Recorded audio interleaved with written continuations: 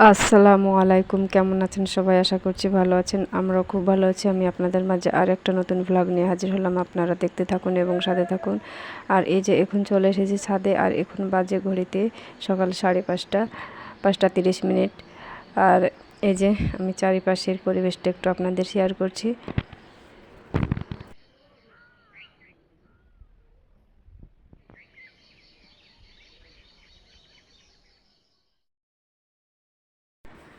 আর তারপরে এই যে এখন আমি থালা বাসনগুলো পরিষ্কার করে নিচ্ছি। এগুলো রাত্রে খাওয়া দাওয়া করে নিয়েছি, আর রাত্রেই আমি থালা বাসন পরিষ্কার করিনি। এখন আমি সকালে থালা বাসনগুলো পরিষ্কার করে নিচ্ছি।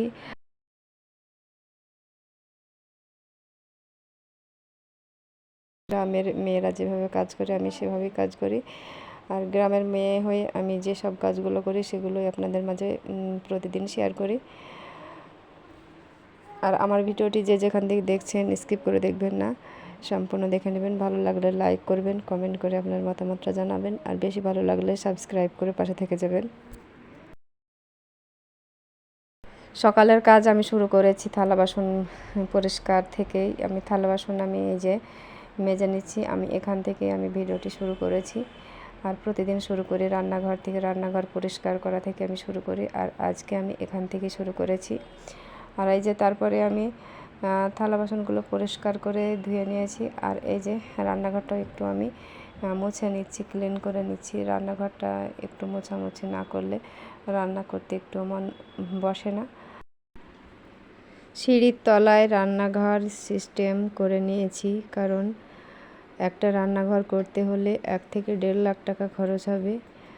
আর আমাদের মতো মধ্যবিত্ত পরিবারের পক্ষে 1-1.5 লাখ টাকা খরচ করা রান্নাঘর তৈরি করা সম্ভব না।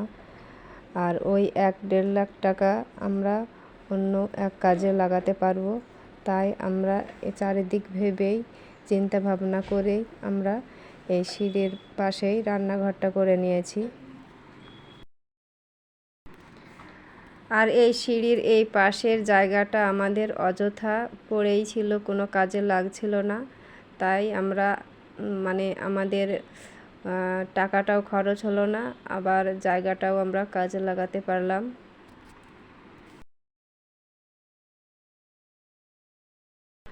আপনাদের সঙ্গে কথা বলতে বলতে আমার রান্নাঘরের কাজটা শেষ হয়ে গেল, মোছামুছির কাজ শেষ।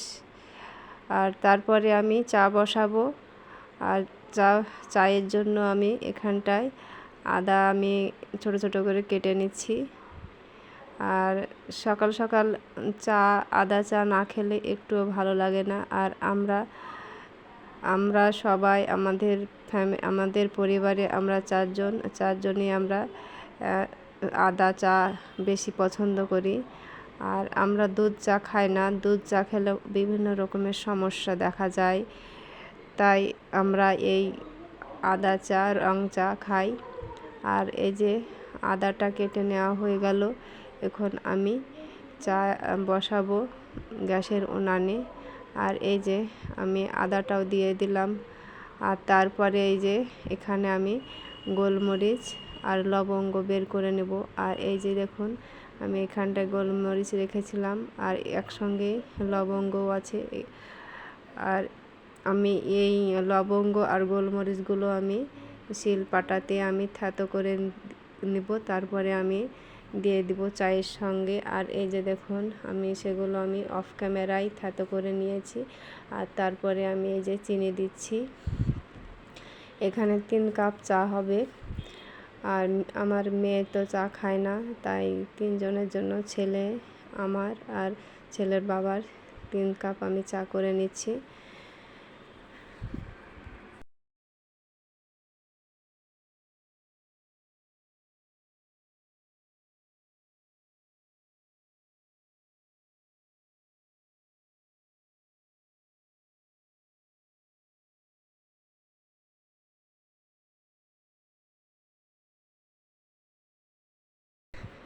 অফ ক্যামেরায় আমি চা খেয়ে নিয়েছি। তারপরে রান্নায় আমি চলে আসলাম রান্নায়।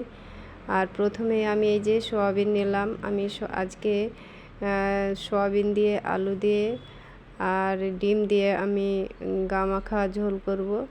আর সেই জন্য আমি সয়াবিনটা নিলাম। এখন সয়াবিনটা পরিষ্কার করে ধুয়ে নেব, তারপরে একটু আমি সিদ্ধ করে নেব গ্যাসের উনানে।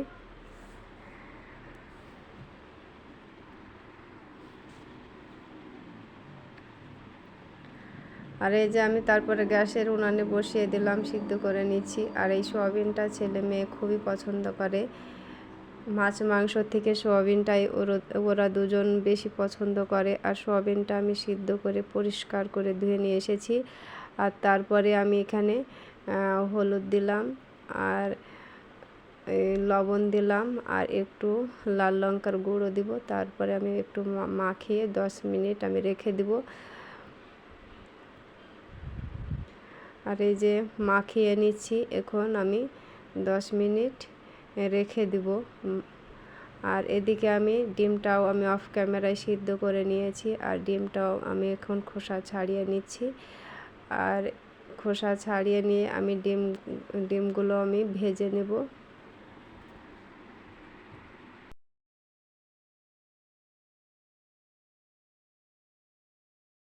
তারপরে কড়াইয়ে আমি তেল বসিয়েছি, আর হালকা একটু লবণ দিয়েছি, আর আমি তেলটা গরম করে নিলাম। এবার আমি ডিমগুলো আমি একটি একটি করে সবগুলো দিয়ে দিব।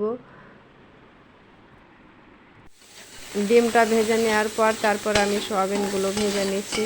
আর তার আগে আমি আলুও ভেজে নিয়েছি অফ ক্যামেরায়। আর এই যে আমি সয়াবিনগুলো ভেজে নিয়েছি, তারপরে এই যে সব মশলাগুলো আলুর সঙ্গে আমি কষিয়ে নিয়েছি। আর তারপরে ঝোল দিলাম। আর এবার আমি সয়াবিন আর ডিমগুলো ভেজে রেখেছিলাম সেগুলো দিয়ে দিচ্ছি। আর একটু ফোটানো হলে আমি নামিয়ে ফেলবো।